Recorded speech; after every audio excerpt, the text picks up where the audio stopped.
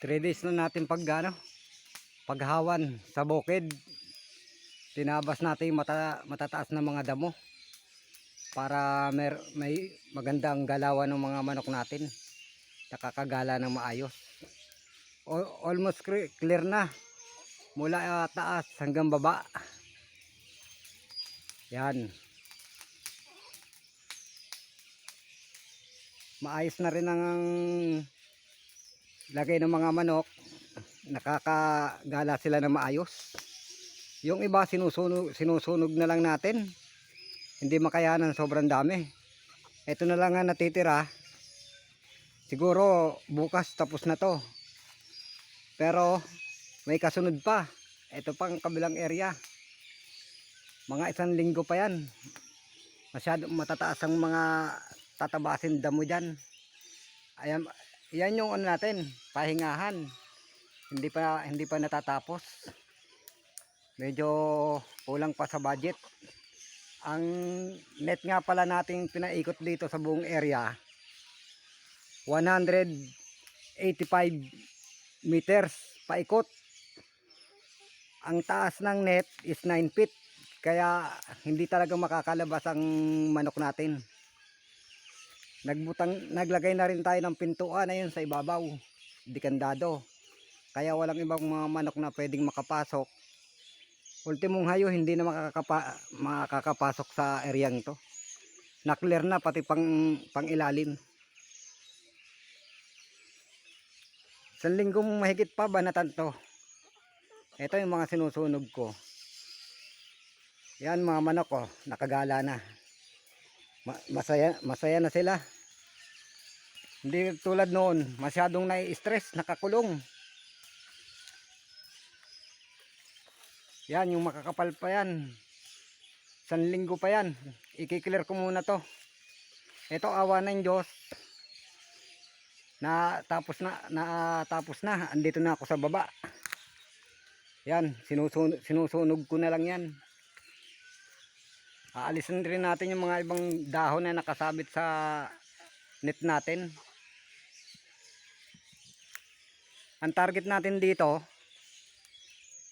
na ilalagay yung Rhode Island Red tsaka Black Australot.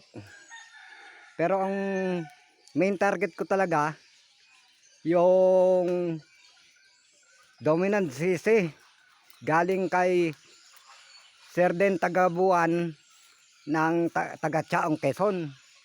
Certified breeder, quality, at nakakasigurado tayong genetic. Kaya doon tayo kukuha ng sisew para makapag-produce tayo ng brown egg production. Ang target dito. At sasamahan na rin natin ng may kasama na rin ng meat production native. Etong areang to i-divide natin sa dalawa. Yung kalahati lalagyan ko ng net para gala naman ng mga native. Kung sakaling makakalipad pa yung mga native nito, isa lang ang solusyon dyan, gugupitan natin ng pakpak yung mga native para hindi sure na makalabas sa binakod nating net. To, yan, matinding mga bakbakan yan. Ayan, kalkula ko dyan 1 linggo, mga 8 days kuha ko yan. Clear yan, maganda ng tignan. Pag na-clear yan at may mga kahoy na, ito naman yung ginawa kong pahingahan para kung nagpapakain tayo, gusto natin magpahinga, meron. Naglilinya na rin yung Romel ko. May chance tayo na makabitan para magkaroon ng kuryente at makapakinig tayo ng sound. Yan, sobrang kapal pa. Ang target dates niyan 8 hanggang 10 araw, clear na yan. Kasi ito, ang laking area nito na-clear ko ng 3.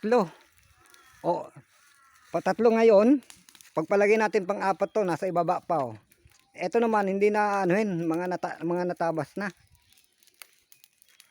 Kumbaga pinatutuyulong natin para sunugin. Mahirap naman kung magkakalas pa tayo ng net para idaan dito sa bandang sapa. Sunugin na lang para mas malinis. Sa ngayon nakagala lahat ng mga sisiw. Ang problema ko, 15 Madre de Agua ko nakatubo na. Ang nagiging problema, inuupakan na kagad ng mga manok. Siguro magiging solusyon nito, simula dyan sa puno ng nyog, yan, eto, at yan, papunta rito, haharangan ko na ng net para safety mga Madre de Agua natin. Total may natitira pa akong 70 pa, nasa 80 meters pang net nasa bahay. Yun ang ilalatag ko rito para hindi mapasukan muna ng mga manok. Hindi dadamay Madre de Agua natin dito. Masyadong binabanatan katulad niyan, no. Wala. Hindi tinigilan. Kaya ang purpose ko, paikot to, Madre de Agua. Maglalagay rin tayo ng ng malunggay. Isa rin sa pagkain nila. Sana nga umubra dito yung kangkong. Magandang benepisyo rin sa mga manok yun. Makakatipid tayo sa sa feed, sa mahal. Yan mga manok na yan, wala. Sasabihin sawa-sawa, wala. Kalokohan na lang. Lahat na nagtangkang pumasok ng sawa, puros nahuli sila ng net. Pati yung hayo, kung tawagin sa Maynila, bayawak. Huli lahat. Kaya nung mawalan tayo ng mga alaga natin, imposibleng sinasabing hayo. Ang maaring ang dumali,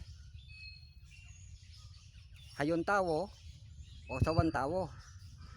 Kasi hindi na uubre. Halos lahat lahat ng gilid niyan meron pa yung pukot.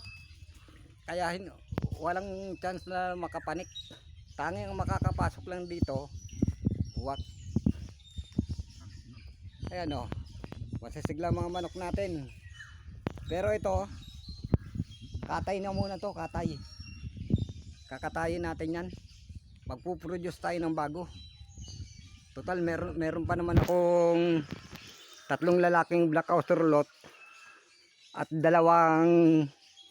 pure na black australot na babae. Na yung babae magkapatid pero yung 3 lalaki